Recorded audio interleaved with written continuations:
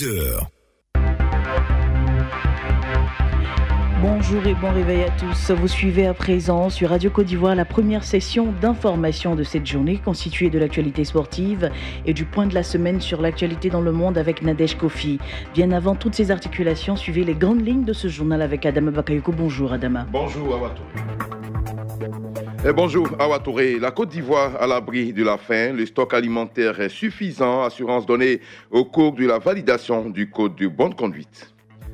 Bientôt, un salon de l'hygiène et de la salubrité. Clean Expo a été récemment lancé. L'événement a lieu du 15 au 16 mars 2019 à Abidjan. Et puis, les Camerounais se rendent aux urnes ce matin pour élire leur nouveau président. Une élection tendue dans la zone anglophone.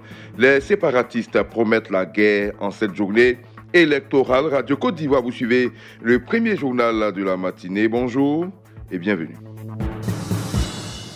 La coalition ivoirienne pour la Cour pénale internationale sensibilise sur les valeurs qui fondent la République. Elle a tenu la 17e édition de sa conférence trimestrielle sous le thème « Fair play électoral, facteur de renforcement de la paix et de la cohésion sociale ». Une édition qui a lieu au moment où la Côte d'Ivoire est en pleine campagne pour les régionales et les municipales. Doumbia Fanta, présidente de la coalition ivoirienne pour la CICPI. Les périodes électorales, et surtout pour la Côte d'Ivoire qui est en pleine campagne, sont toujours les moments d'extrême sensibilité. Voilà pourquoi la coalition ivoirienne pour la Cour pénale internationale a organisé sa 17e conférence trimestrielle sur le fair play électoral pour engager les acteurs en lice dans cette compétition électorale à comprendre qu'au bout de ce processus, vainqueurs et perdants sont tous gagnants au nom de l'intérêt supérieur de la nation et du seul peuple souverain de la Côte d'Ivoire. Nous voudrons donc saluer l'effort du gouvernement pour l'adoption du nouveau code de procédure pénale qui est une avancée dans la coopération et la complémentarité entre le système judiciaire national et la Cour pénale internationale. Parlons maintenant de la réserve régionale de sécurité alimentaire. Elle a été créée en 2013 à Yamoussoukro par les chefs d'État et de gouvernement de la CEDEAO avec pour objectif de venir en aide aux États membres en cas de crise alimentaire ou de situations difficiles pour les populations. Pour opérationnaliser cette réserve, les États membres et acteurs de la CEDEAO ont pris part à un atelier de validation du code de bonne conduite de gestion des stocks alimentaires. Docteur Gley Kofi Emmanuel est le chef de l'unité technique de gestion de la réserve de la CEDEAO.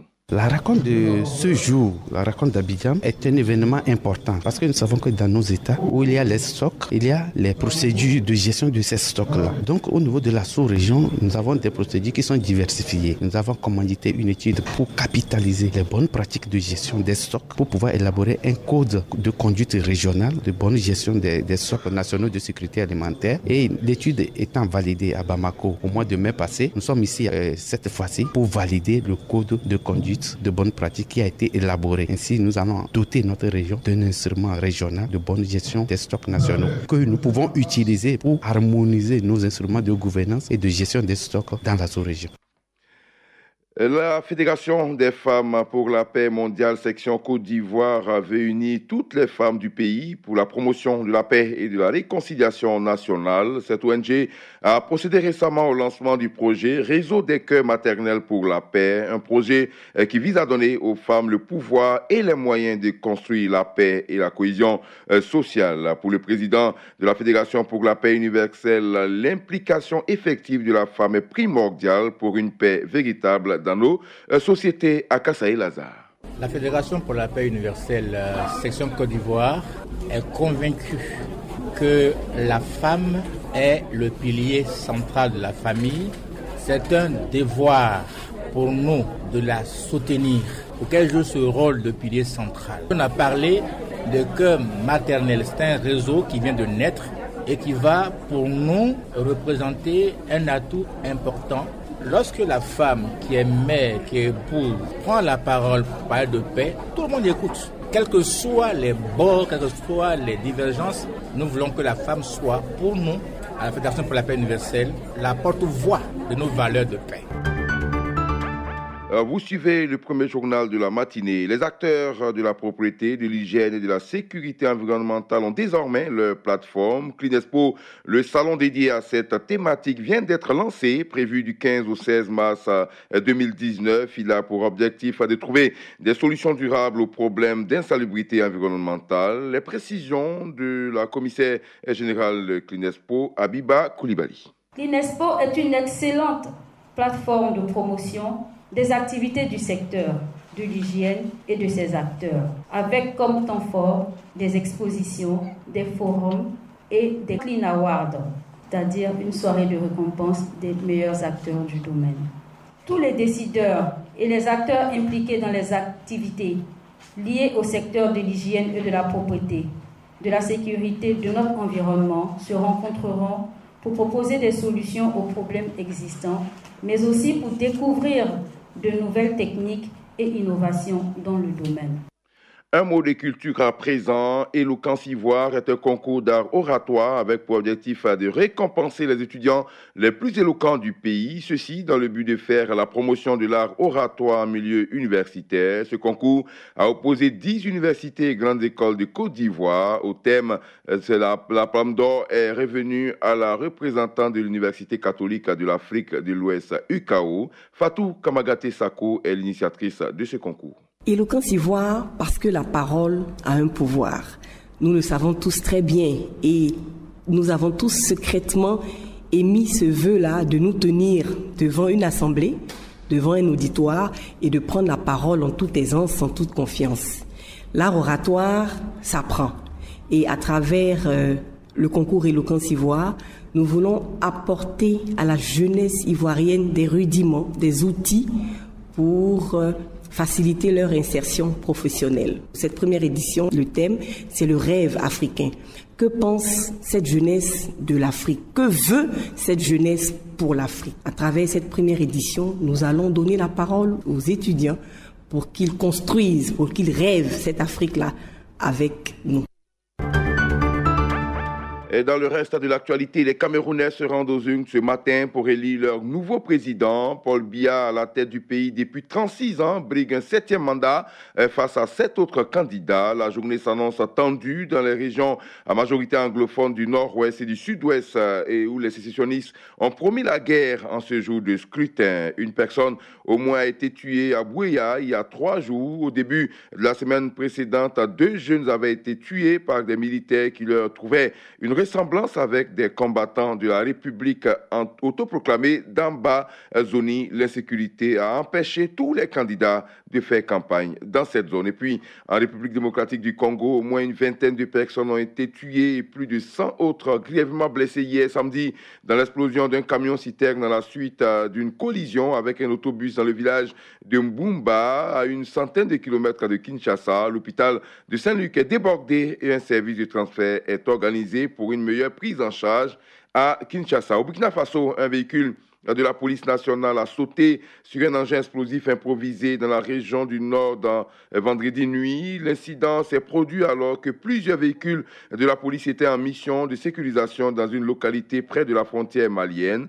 Après l'explosion, il y a eu des échanges de tirs entre le reste du convoi et les assaillants qui ont ouvert le feu sur les policiers. Le bilan est d'au moins 6 policiers tués. Fin de ce journal, retenez pour l'essentiel que la Côte d'Ivoire est à l'abri de la faim. Le stock alimentaire est suffisant, assurance donnée au cours de la validation du code des bonnes conduites. Et puis les Camerounais se rendent aux urnes ce matin pour élire leur nouveau président. Une élection tendue dans la zone anglophone. Les séparatistes promettent la guerre en cette journée électorale.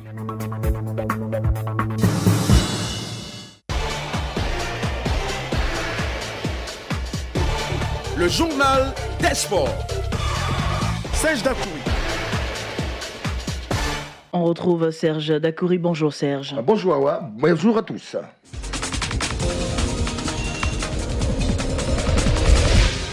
Rebonjour. Football, Ligue 1, 5e journée, première défaite du leader, la SOA. Les militaires de la SOA ont enregistré hier à Yamoussoukro leur première défaite de ce championnat après 5 journées.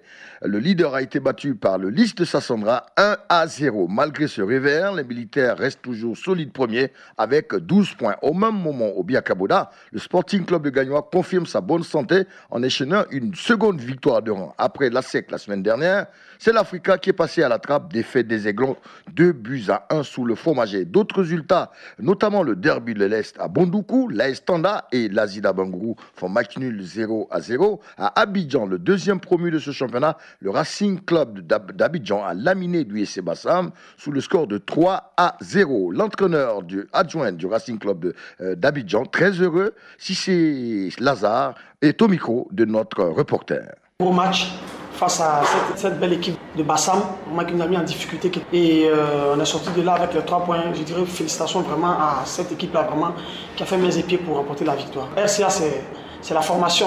C'est un travail de longue haleine qui a été préparé depuis des années. Voilà, on a misé vraiment sur la formation. On a une philosophie de jeu vraiment assez spéciale. Donc voilà, on a misé vraiment dessus. Ce qui fait aujourd'hui notre force. Voilà, avec beaucoup de joueurs issus du centre de formation, on va essayer de jouer vraiment le milieu du tableau. Rappelez vendredi dernier, en ouverture de cette 5e journée, le FC San Pedro a dominé Moussou 2-1. Cette 5e journée se poursuit ce dimanche avec la dernière affiche ASEC Mimosa Afad au stade Houphouët-Boigny. Ce sera sous le coup de 15h. À l'international, football, 8e journée en Angleterre, mené 2-0 à Old Trafford, Man United a renversé le cours du jeu en s'imposant sur le fil 3-2. Moment de répit pour José Mourinho. Wilfried Zaha et son équipe ont chuté à domicile, battu par une excellente équipe de Wolverhampton 1-0. À suivre ce dimanche, Southampton-Chelsea et surtout le choc des Reds de Liverpool opposés à Man City. En France, 9e journée, l'île de l'Ivoirien Nicolas Pepe continue sa marche au super. Hier, les Lillois ont pulvérisé Saint-Etienne 3-1, toujours en France. Pour cette suite de cette 9e journée, le choc sous le coup de 19h au Parc des Princes, PSG face à l'équipe de Lille. En Italie, la Juve continue sa dynamique positive avec sa 8e victoire de rang en 8 matchs. Les Bianconeri ont battu Udinese 2-0 avec le 4e but de Cristiano Ronaldo. En déplacement, l'AS Roma a su classer Empoli 2-0. À suivre aujourd'hui en Italie, Milan c'est un choc face à Chievo Vérone et Napoli Sassuolo. En Allemagne, le Bayern Munich, le champion est en difficulté. Hier, les Bavarois se sont inclinés à domicile, battu à plate couture 3-0 par Borussia Mönchengladbach. De son côté, le Borussia Dortmund reste leader, invaincu en 7 journées avec une victoire difficile face à Augsbourg 4-3. Situation similaire en Espagne pour le Real Madrid. Ça ne va pas. Le Real a chuté 1-0 battu par Alaves. Isco, Marcelo Carvalhal et Asensio étaient forfaits pour blessure. Benzema est sorti à la mi-temps touché à la cuisse. Ensuite aujourd'hui de cette journée en Espagne, Atlético Betis, FC Séville, Celta Vigo et surtout à Mestalla, le choc, le FC Valence reçoit l'équipe du FC Barcelone. Deuxième élément de ce journal, sport paralympique. Finale des championnats nationaux d'athlétisme. La compétition a eu lieu hier au stade Houphouët-Boigny sur le 100 mètres. Konatézié est arrivé en tête avec un temps de 12 secondes 3 centièmes. Le coureur de Anaposei a aussi dominé l'épreuve du 200 mètres en 24 secondes 5 centièmes. Précisons qu'au niveau du lancer de javelot et de poids, Adou Ano est arrivé premier. Badminton, les championnats nationaux, les finales se disputent ce dimanche dans la salle polyvalente du Parc des Sports Vélodrome de Treichville à partir de 10h. Mais avant, place aux demi-finales sous le coup de 8h30 dans les catégories mixtes, dans les catégories minimes, cadettes, juniors, seniors, dames et hommes, en simple, en double et en mixte. Il faut rappeler que ce sont plusieurs ligues d'Abidjan. Écoutons à ce sujet, bien entendu, nos quelques athlètes qui se prononcent, invitant le public à venir les soutenir. Patakris, l'équipe de Dabou, catégorie minime. Je me sens bien. Je suis sûr de gagner ma demi-finale. Je demande à mes parents de me supporter quand je suis sûr de gagner. Mon adversaire ne va pas me gagner dans cette demi-finale. Donc, je serai champion de Côte d'Ivoire. Je me nomme Laïpon Sylvain. Je suis en classe de 4e. L'équipe de Yamoussoukro, catégorie minime. Je suis sûr que je vais aller en finale et remporter et devenir champion. Je dis à mes supporters que cette coupe, on va prendre pour aller à Yamoussoukro. Ils doivent prendre courage, pas qu'ils vont se décourager. Ils doivent venir nombreux et on va remporter cette coupe pour partir. Pour cette compétition de badminton, plusieurs ligues d'Abidjan et de l'intérieur prennent part à ces finales de ce championnat national. Dernier élément, handball, 4e journée de la division d'élite. Hier, au Palais des Sports, Vélodrome de Treichville, la hiérarchie a plus ou moins été respectée dans la sueur, aussi bien en dames qu'en hommes. En dames, le Bandama HBC a pris le meilleur sur Sphinx par 31-22 et va, du côté des hommes, et bien entendu dans le choc, l'équipe de la l'équipe de Resta plutôt a pris le meilleur sur la SOA 29-19. En Europe, en handball, et bien parlons de la Ligue des champions européenne. 3 clubs français disputent actuellement cette Ligue européenne des champions. Hier, dans un duel 100% français, le PSG, conduit par le Danois Mikkel-Hansen, tout feu tout flamme, a étrié de justesse l'équipe de Nantes 34-33. Et dans la deuxième confrontation entre le FC Barcelone et l'équipe de Montpellier, c'est bien entendu les Espagnols qui l'ont emporté 34-21. Voilà pour le deuxième point du journal des sports de ce jour. Troisième point de l'actualité sportive, ce sera sous le coup de 7h10.